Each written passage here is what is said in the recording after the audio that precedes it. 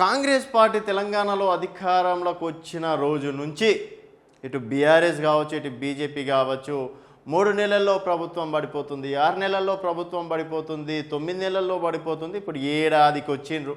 So మొత్తానికి నిన్న జరిగినటువంటి కేసీఆర్ ఇలాకాలో జరిగినటువంటి భారీ బహిరంగ సభలో ఏడాది లోపల ప్రభుత్వం పడిపోతుందంటూ మళ్ళీ ప్రభుత్వ పడగొట్టడంపై సంచలన వ్యాఖ్యలు చేశారు.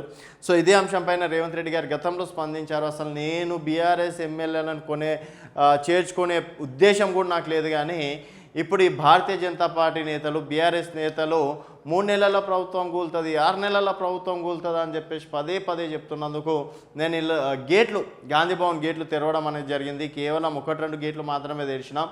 ఇంకా మొత్తానికి తెరిస్తే మాత్రం బీఆర్ఎస్ పని ఖేల్ కథం, దుకాన్ బంద్ అవుతుందని చెప్పేసి కూడా అన్నారు. ఇదే అంశంపైన నిన్న జరిగినటువంటి సభలో కేసీఆర్ ఏమన్నాడు అనేది ఒకసారి చూద్దాం.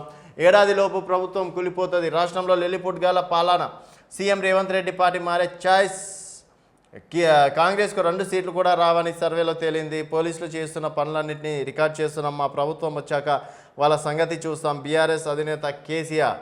ఏడాది కాంగ్రెస్ ప్రభుత్వం కూలిపోతుంది, బీఆర్ఎస్ అధినేత కేసీఆర్ జోస్యం చెప్పారు. ఎవరు ఎప్పుడు ఏ పార్టీలోకి వెళ్తారో తెలియడం లేదన్నారు.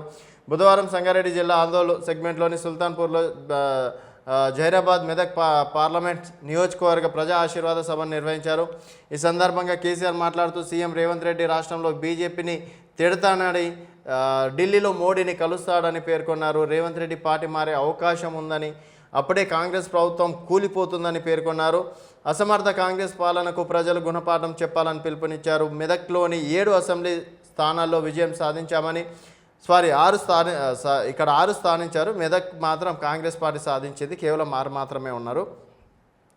అదేవిధంగా జైరాబాద్, నారాయణ్ ఖేడ్ పార్లమెంట్ అభ్యర్థులను గెలిపించుకోవాలని పిలుపునిచ్చారు. ఎంపీ సెగ్మెంట్లో బీఆర్ఎస్ గెలిస్తే పార్లమెంట్లో ప్రశ్నించే అవకాశం ఉంటుందని, దానివల్ల ప్రజలకు లాభం జరుగుతుందన్నారు. బీజేపీ ఓట్లు వేస్తే ఎక్కడకు రాకుండా పోతాయని బీఆర్ఎస్ను గెలిపించాలని పిలుపునిచ్చారు.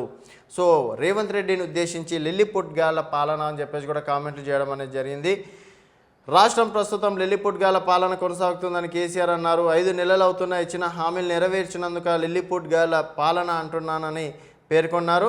2 లక్షల రుణమాఫీ, వడ్లు ముక్కలకు 500 బోనస్, 2 లక్షల రుణమాఫీ, వడ్లు మక్కలకు 500 బోనస్, మహిళలకు 2500 పింఛన్లు, 4000 ఇస్తామని చెప్పి మాట తప్పారను. అంబేద్కర్ రాజ్యాంగం వల్లే తెలంగాణ ఏర్పడిందని, రాష్ట్రంలో 125 అడుగుల అంబేద్కర్ విగ్రహాన్ని ఏర్పాటు చేసే సీఎం రేవంత్ రెడ్డి ప్రభుత్వం కనీసం నివాళులర్పించలేదని అన్నారు.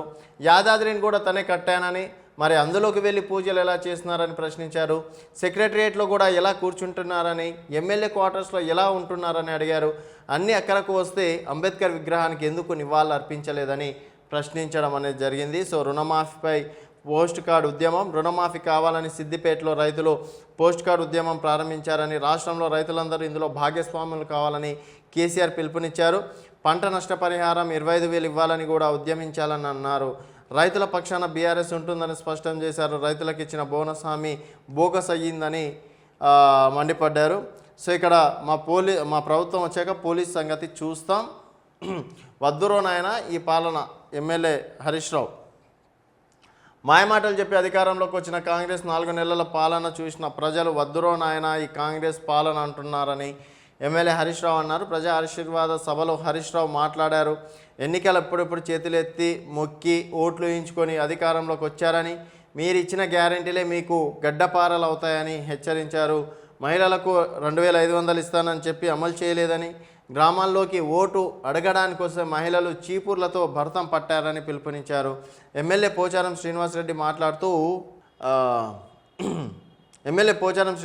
మాట్లాడుతూ కాంగ్రెస్ పార్టీ హామీలు మరోసారి మోసపోవద్దని పేర్కొన్నారు.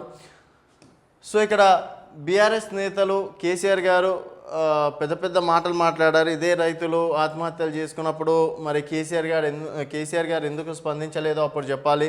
తర్వాత కేసీఆర్ గారు కూడా రుణమాఫీ 1,00,000 రూపాయలు చేస్తా అని చెప్పేసి ఆ సమయంలో అన్నారు. మళ్ళీ 1,00,000 రుణమాఫీకి 4 విడతల్లో చేయడం అనేది జరిగింది. సో ఇప్పుడు మహిళల విషయంలో ఇంత పెద్ద మాటలు మాట్లాడుతున్నారు. మహిళల విషయానికి సంబంధించి బీఆర్ఎస్ ప్రభుత్వం కూడా అప్పుడు ఎన్నో మాయమాటలు చెప్పింది. డ్వాక్రా లోన్ల విషయంలో కావచ్చు, ఎన్నో విషయంలో కూడా అప్పుడు బీఆర్ఎస్ పార్టీ పట్టించుకోలేదు. సో ఇప్పుడు ఎన్నికల కోడ్ ఉన్నందువల్ల రుణమాఫీ అవ్వట్లేదని చెప్పేసి అంటున్నారు. ఎన్నికల కోడ్ తర్వాత డెఫినెట్గా చేస్తామని చెప్పేసి కూడా అంటున్నారు. అలాగే పోలీసుల విషయంలో పోలీసుల సంగతి చూస్తామని చెప్పేసి కూడా కేసీఆర్ గారు పెద్ద పెద్ద మాటలు మాట్లాడుతున్నారు. మరి ఇదే పోలీసులనే పెట్టుకొని బీజేపీ కార్యకర్తలను కావచ్చు, కాంగ్రెస్ కార్యకర్తలను కావచ్చు ఎన్నిసార్లు అరెస్ట్ చేశారు, ఎంతమంది పైన థర్డ్ డిగ్రీ ప్రయోగించినారు అనేది కూడా చాలా పోలీస్ స్టేషన్లలో లెక్కలు ఉన్నాయి. ఇప్పటికీ వారిపైన ఆ విధంగానే కేసులు ఉన్నాయి. సో పోలీసులని అడ్డం పెట్టుకొని ప్రభుత్వాలు రాజకీయాలు చేస్తే ప్రజలైతే డెఫినెట్గా బుద్ధి చెప్తారని చెప్పేసి మీ ప్రభుత్వాన్ని చూసిన తర్వాత ప్రజలు ఒక విషయానికి వచ్చారు. ఎవరైతే పోలీసులతోటి సామాన్య ప్రజలని హింసిస్తారో డెఫినెట్గా ప్రజలైతే బుద్ధి చెప్తారు. మరి ఆ పనులు అయితే ఇప్పటివరకు కాంగ్రెస్ ఇంకా స్టార్ట్ చేయలేదు అనుకుంటాను. మరి ఫ్యూచర్లో ఏందనేది చూడాలి. ఫ్రెండ్లీ పాలసీ కొనసాగుతుందా లేదా అనేది చూడాలి. సో రైతుల విషయంలో గతంలో బీఆర్ఎస్ కూడా మాట తప్పి అంటే ప్రజలు మోసపోయారు. మరి రేవంత్ రెడ్డి గారు అన్నట్టు ఆగస్టు 15 లోపైనా సరే రుణమాఫీ చేసి రైతుల బాగు కోసం పాటుపడితే డెఫినెట్గా మరో 10 ఏళ్ళు ఉంటారు. లేకపోతే ఇంకా బీఆర్ఎస్కి పట్టిన గతే కాంగ్రెస్కి పట్టడం ఖాయమని చెప్పేసి కూడా చెప్పుకోవచ్చు. కాకపోతే ఏడాది లోపల అయితే ప్రభుత్వం ఎట్టి పరిస్థితుల్లో పడిపోదు. రేవంత్ రెడ్డి ఎట్టి పరిస్థితుల్లో కాంగ్రెస్ పార్టీని వీడి భారతీయ జనతా పార్టీలోకి అయితే వెళ్ళాడు. డెఫినెట్గా 5 సంవత్సరాలు కంప్లీట్ చేసుకుంటాడు. సో మీరు కూడా ఆయన 5 సంవత్సరాలు కంప్లీట్ చేసుకోవాలనే కోరుకోండి. ఎందుకంటే రేవంత్ రెడ్డి పరిపాలన ఏ విధంగా ఉంటుంది, ఏ విధంగా ప్రజలకు ఏం చేశాడు. సో డెఫినెట్గా తప్పు చేస్తే ప్రజలు 5 సంవత్సరాల తర్వాత రేవంత్ రెడ్డిని శిక్షిస్తారు, కాంగ్రెస్ ప్రభుత్వాన్ని శిక్షిస్తుంది. డెఫినెట్గా మళ్ళీ మీకు భారతీయ జనతా పార్టీకి అవకాశం ఇస్తుంది. అంతేగాని ఏడాది లోపలనే పడిపోయి మళ్ళీ ఇంకో ప్రభుత్వం వచ్చి మళ్ళీ ఇవన్నీ తికమక వల్ల తెలంగాణ ప్రజలు డెఫినెట్గా నష్టపోతారని చెప్పేసి కూడా ఈ సందర్భంగా చెప్పుకోవచ్చు. సో మరి రేవంత్ ప్రభుత్వం పైన ఈ 4 నెలల పరిపాలన విషయంలో మీరెన్ని మార్కులు వేస్తారు? నిజంగా వీళ్ళు చెప్తున్నట్టు జాతకాలు చెప్తున్నట్టు రేవంత్ పరిపాలన అనేది ఏడాదిలో కూలిపోవడం ఖాయం అనేది మీ అభిప్రాయాలను కింద కామెంట్ రూపంలో తెలియజేయండి. చూస్తూనే ఉండండి వైబ్రాంట్ టీవీ.